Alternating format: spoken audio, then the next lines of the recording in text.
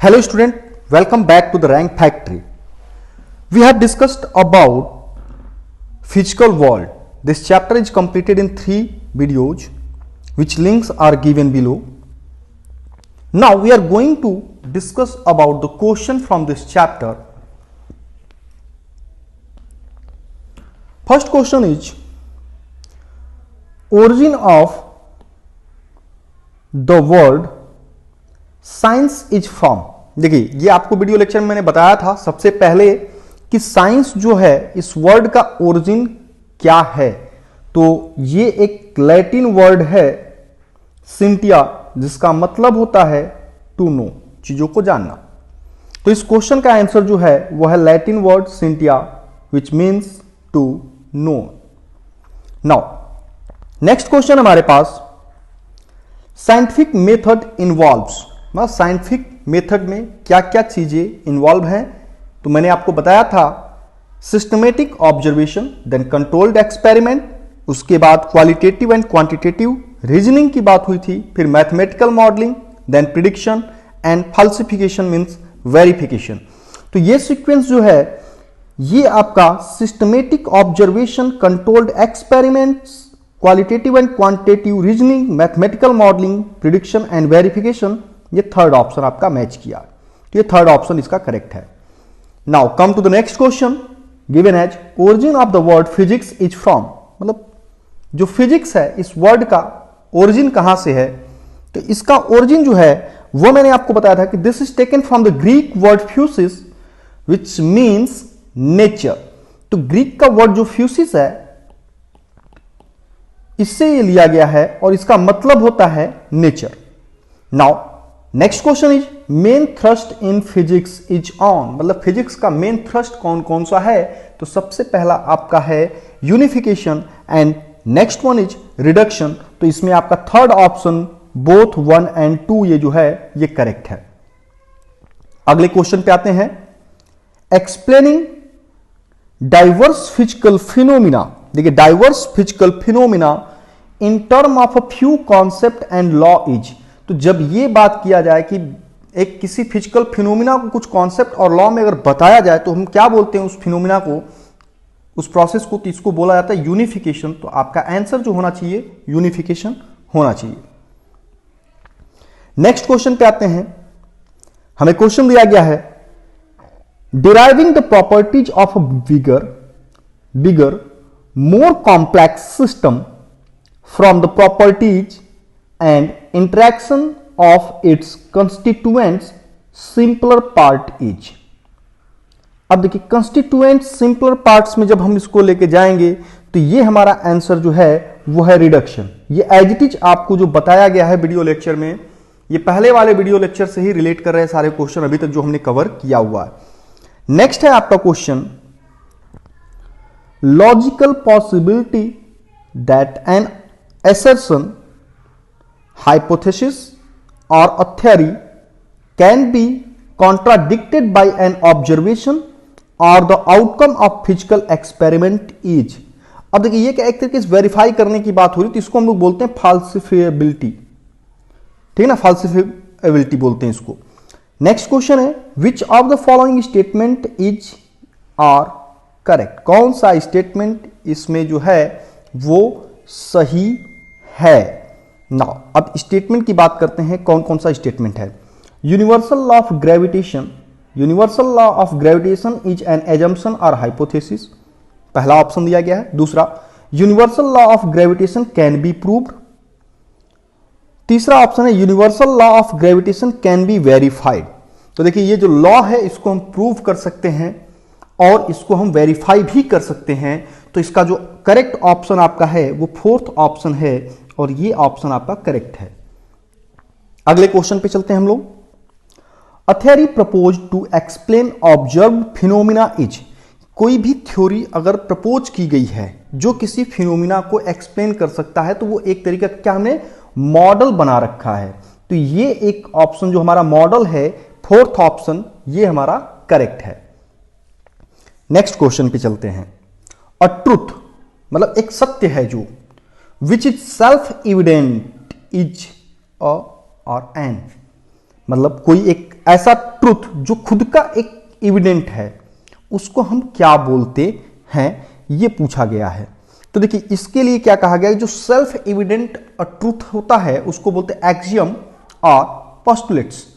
तो इसमें एक्सियम और पोस्टुलेट्स दोनों नाम से इसको जाना जाता है। और ये अभी तक जो भी क्वेश्चन हमने डिस्कस किया पहले लेक्चर में ही मैंने आपको बताया है। सो दैट्स वाई यहां पे जो करेक्ट ऑप्शन है ये हमारा थर्ड ऑप्शन करेक्ट है। तो आप सीधा बोल सकते हैं एक्सियम और postulates is a truth which is self evident. Next हम लोग मूव करते हैं। एक स्टेटमेंट हमको दिया गया है, science is not just a collection of laws. Science केवल एक लॉ का कलेक्शन नहीं है, a catalogue of unrelated facts, या फिर एक कोई अनरिलेटेड फैक्ट्स का catalogue. It is a creation of human mind with its freely invented ideas and concepts who made this remark। देखिए ये जो स्टेटमेंट दिया गया है, science is not just a collection of laws, a catalogue of unrelated fact, it is a creation of human mind with the freely invented idea and concepts. अब देखिए इसका जो स्टेटमेंट ये जो दिया हुआ है, ये स्टेटमेंट दिया गया आइंस्टाइन के द्वारा। आइंस्टाइन ने ये स्टेटमेंट दिया। देखिए जहां यहां पे माइंड को, ह्यूमन माइंड को रिलेट किया गया है। आप सीधा याद रखिएगा कि आईक्यू पावर किसके कंपेयर में करते हैं हम लोग, आइंस्टाइन के कंपेयर किया जाता है कि हाँ आइंस्टाइन का आईक्यू इतना था। तो याद रखिए इसमें ह्यूमन माइंड दिया गया है। अगर आपको आंसर नहीं पता है तब भी आप इसको आइंस्टाइन से रिलेट कर सकते हैं, रट्टा मारने की बात है। लेकिन एक्चुअल अगर आपको ये पता है तो आप याद रखिए कि इसको आइंस्टाइन ने ही दिया हुआ है। नेक्स्ट मूव करते हैं। The most incomprehensible thing about the world is that it is incomprehensible. Who made these remarks? देखिए ये स्टेटमेंट मैंने आपको बताया हुआ है वीडियो लेक्चर में ही, पहले वीडियो लेक्चर में है शायद ये, या फिर तीसरे लेक्चर में होगा ये स्टेटमेंट दिया हुआ है आइंस्टाइन ने। तो इसका भी ऑप्शन आपका आइंस्टाइन ही है। तो आइंस्टाइन की दो स्टेटमेंट हमने भी डिस्कस किया। करेक्ट ऑप्शन यहां पे थर्ड ऑप्शन है आपका आइंस्टाइन। नेक्स्ट मूव करते हैं। वी नो वेरी लिटिल, हमें बहुत कम जानकारी, and yet it is astonishing that we know so much, and still more astonishing that so little knowledge or science can give us so much power. Who made this remark? ये statement किसने दिया हुआ है? तो इसका जो है Russell ने ये स्टेटमेंट दिया हुआ है। बर्ट्रैंड रुसेल ने ये स्टेटमेंट दिया हुआ, तो इसका करेक्ट आंसर आपका जो है वो रुसेल है। Next, I do not know what I may appear to the world.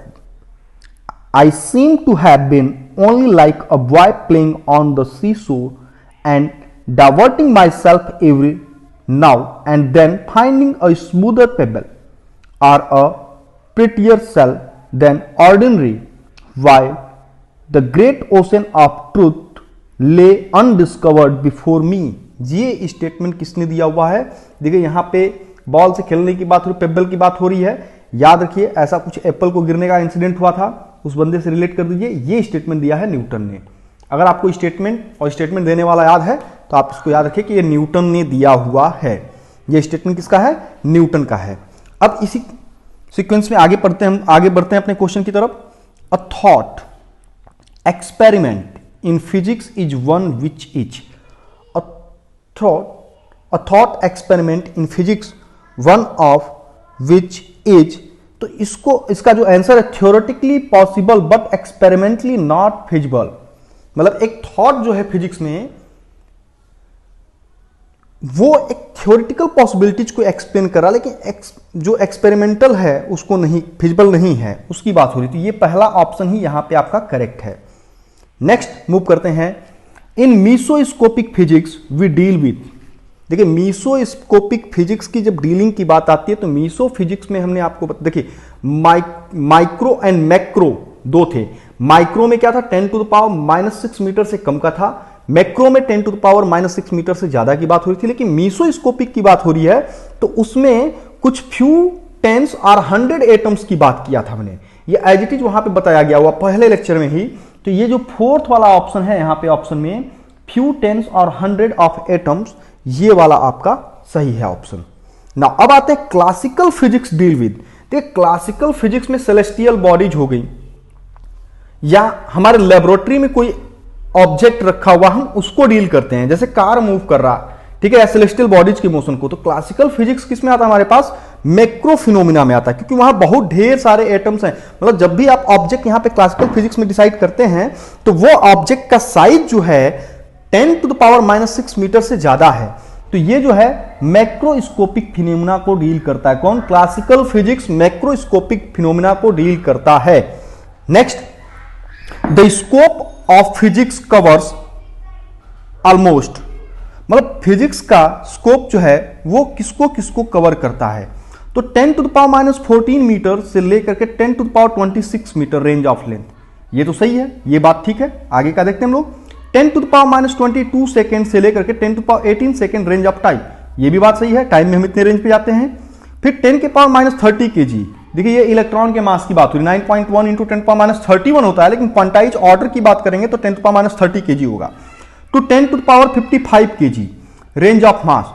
ये सारे के सारे ऑप्शन जो हैं ये वैलिड है। तो यहां पे हमारा जो ऑल ऑफ दीज है, ऑब्जेक्टिव क्वेश्चन है, एक हमें ऑप्ट करना, तो ऑल ऑफ दीज यहां पे जो है ये सभी को हम लोग क्या करते हैं? कवर कर लेते हैं। किसमें? फिजिक्स के स्कोप में। तो स्कोप ऑफ फिजिक्स जो है वो लेंथ के लिए -10⁻14 से लेकर के 10⁻26 के लिए है, टाइम के लिए 10⁻22 सेकेंड से लेकर 10⁻18 सेकेंड तक है, मास के लिए 10⁻30 kg से लेकर के 10⁵ kg तक के लिए वैलिड है।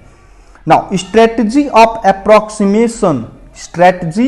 एप्रोक्सीमेशन इन्वॉल्व्स, तो ये जो है आपका extracting essential feature of a phenomena from its less significant aspects.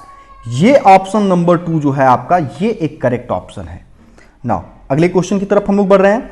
N Indian scientist who won Nobel prize for physics is, देखिए ये ऑप्शन आप सभी को पता है और मैंने पहले ही लेक्चर में आपको बताया था कि ये वो जो व्यक्ति हैं जिन्होंने इंडियन साइंटिस्ट होते हुए, मतलब जो इंडियन साइंटिस्ट हैं और एक नोबेल प्राइज जीता हुआ है, वो है सर सीवी रमन। सीवी रमन जी ने ये नोबेल प्राइज जीता हुआ ये इंडियन साइंटिस्ट हमारे रहे हैं। नेक्स्ट हम मूव करते हैं, which of the following statement is not true. दिए गए स्टेटमेंट में से कौन सा स्टेटमेंट सही नहीं है? पहला ऑप्शन आपको दिया गया है, सोलर सेल में be the future source of power for cars. ये हो सकता है, आजकल सोलर कार्स मिल रही हैं, आ रही हैं मार्केट में, धीरे धीरे रिसर्च चल रहा है, तो ये तो सही है। लेकिन ये पूछा गया कौन सा स्टेटमेंट ट्रू नहीं है, तो पहले को हम नहीं ऑप्ट करेंगे। डेवलपमेंट इन मेडिसिन में इंक्रीज एवरेज लाइफ एक्सपेक्टेंसी। देखिए मेडिसिन को अगर डेवलप किया जाए तो हो सकता है एवरेज लाइफ जो ह्यूमंस की है वो हमारा इंक्रीज कर सकता है, ये भी सही है। X ray were discovered by Roentgen. देखिए ये बहुत ही ना इंटरेस्टेड चीज है, ये जो रोंटेगन ने सबसे पहले एक्सरे को डिस्कवर किया था, तो पहला एक्सरे जो था उनकी वाइफ का हैंड जो था उसका था, ठीक है। तो ये एक स्टोरी वहां पे है कि जब उनकी वाइफ के हाथ का एक्सरे जब निकला था पहली बार, तो उनकी वाइफ ने अपने पड़ोसियों को वो एक्सरे दिखा के दिखाया, बोला कि मैंने अपने मौत को देखा, दिस इज माई डेथ, ठीक है। तो ये एक्सरे की डिस्कवरी से एक मतलब रिलेटेड स्टोरी है, ठीक है।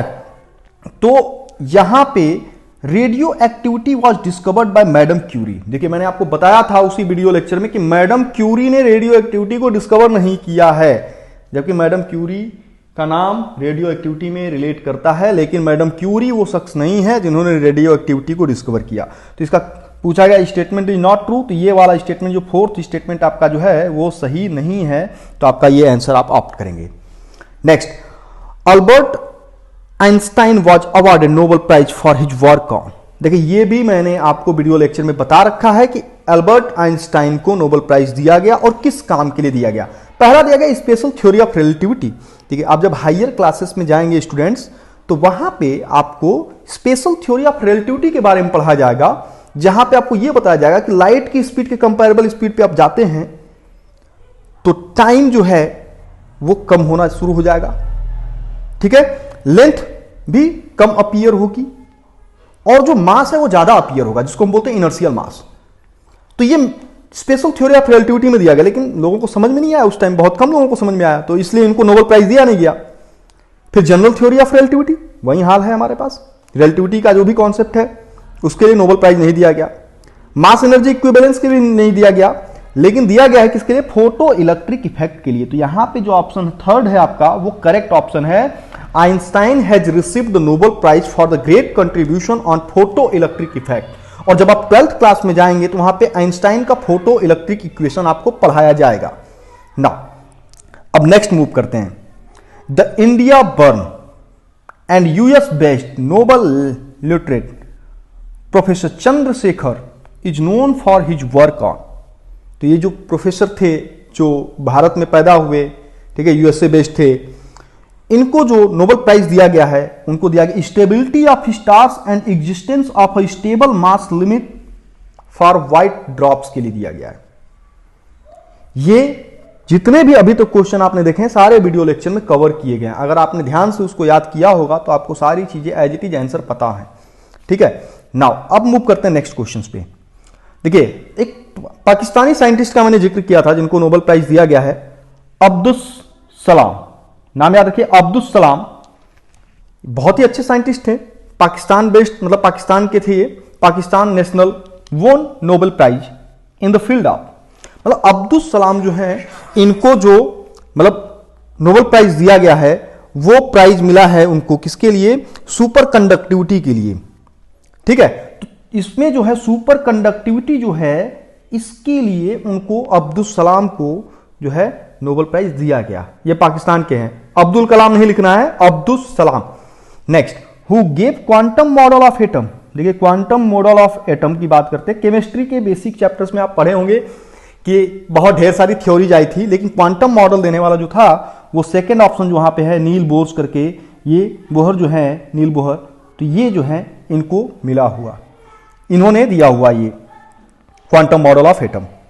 नेक्स्ट पे मूव करते हैं। Which of the following statement given below are false. मतलब नीचे जो स्टेटमेंट आपको दिया गया इसमें कौन सा स्टेटमेंट गलत है? पहला statement, Becquerel discovered radio activity. देखिए स्टूडेंट, इसके पहले भी रेडियो एक्टिविटी से कनेक्टेड एक क्वेश्चन था हमारे पास जिसमें कहा गया था कि मैडम क्यूरी से रिलेट कर रहा था वो, तो क्यूरी ने नहीं किया था, किसने किया था? बैक्यूरेल ने। इसलिए बैक्यूरेल एक यूनिट रखी गई है एक्टिविटी की, क्यूरी भी रखी गई है।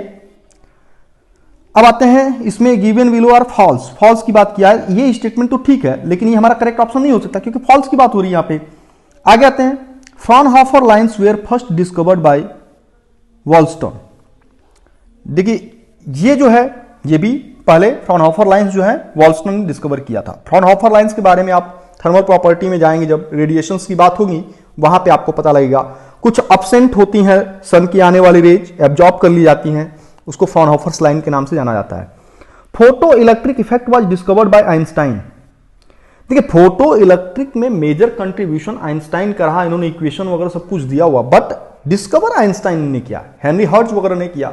हर्ट्ज का एक्सपेरिमेंट था, ठीक है ना, एक को साइंटिस्ट के साथ, तो उन्होंने डिस्कवर किया था, लेकिन उसका जो मैथमेटिकल मॉडलिंग वगैरह सब कुछ जो समझाया था, जो एक्सप्लेन किया था, वो थे आइंस्टाइन। तो इसमें ऑप्शन सी जो है वो आपका जो है ये गलत है। मतलब जो फोटो इलेक्ट्रिक इफेक्ट है वो आइंस्टाइन ने डिस्कवर नहीं किया हुआ है, तो ये आपका एज इट इज स्टेटमेंट जो है वो फॉल्स है। तो यहाँ पे फोर्थ ऑप्शन दिया गया ओनली सी, तो आपका इसमें करेक्ट ऑप्शन जो है वो फोर्थ है। नाउ नेक्स्ट मूव करते हैं हम लोग, the person who were given Nobel prize twice are. मतलब कौन ऐसा पर्सन है जिसको 2 बार नोबेल प्राइज मिला हुआ है, ठीक है। अब आते हैं इस पे, तो madam Curie and Albert Einstein. देखिए, एल्बर्ट आइंस्टाइन को 1 बार मिला हुआ जबकि मैडम क्यूरी को 2 बार मिला हुआ है, तो ये नाम तो हमारा फर्स्ट ऑप्शन कैंसिल हो गया। John Bardeen and Albert Einstein. देखिए, एल्बर्ट आइंस्टाइन को 1 बार मिला हुआ, जॉन बर्डिन को 2 बार मिला हुआ है। जॉन बर्डिन जो है इनको 2 बार मिला हुआ है, और जहां तक याद है सारी चीजों को, जॉन बर्डिन जो थे इन्होंने सेमीकंडक्टर के बारे में डायोड वगैरह का डिस्कवर शायद किया हुआ था, जॉन बर्डिन विलियम सी शॉकली के साथ, ठीक है। तो डायोड वगैरह का इन्होंने डिस्कवरी वगैरह किया था थोड़ा मॉडर्न फिजिक्स में आकर के, तो बहुत ज्यादा डेवलपमेंट हुआ था। तो मैडम क्यूरी को तो 2 बार मिला है, जॉन बर्डिन को भी 2 बार मिला है, एल्बर्ट आइंस्टाइन को केवल 1 बार मिला है। तो 2 ऑप्शन आपके ऊपर के गलत हो गए। तो मतलब कहीं ना कहीं कॉम्बिनेशन में मैडम क्यूरी और जॉन बर्डिन होनी चाहिए।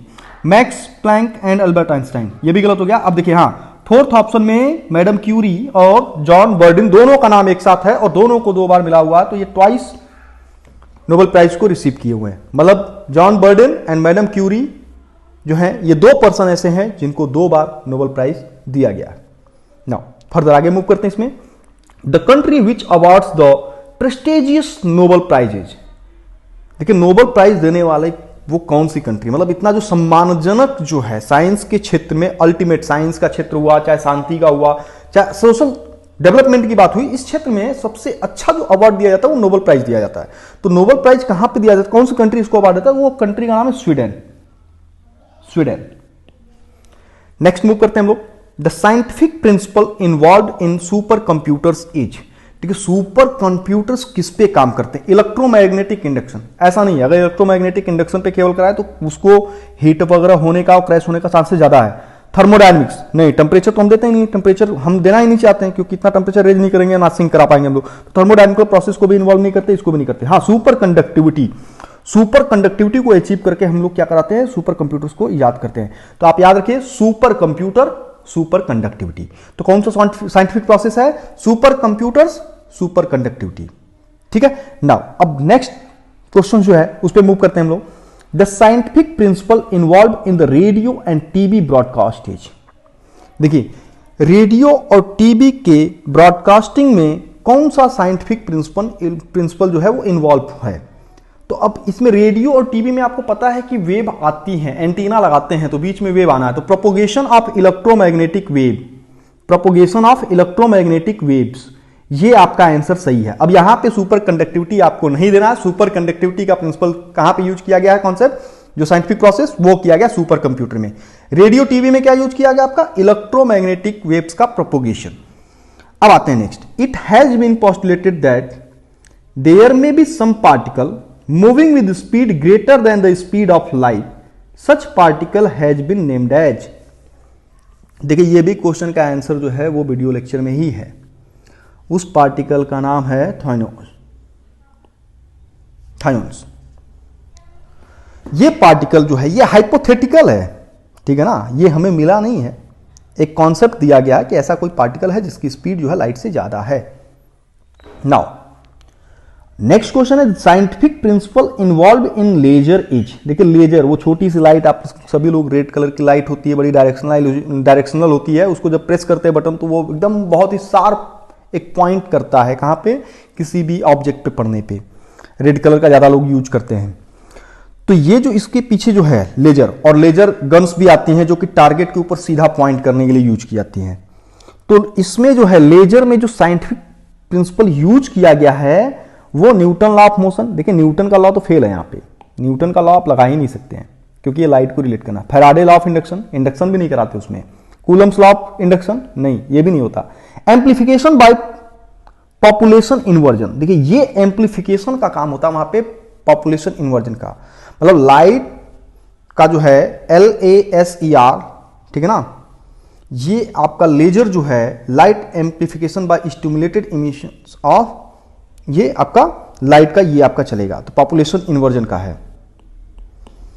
लास्ट ऑप्शन करेक्ट है इसका। नाउ अब बात करते हैं gravitational force FG, FN nuclear force, FW weak nuclear force, FE electrostatic force, B the gravitational nuclear weak force and electromagnetic force, and then arrange in proper order as per their strength.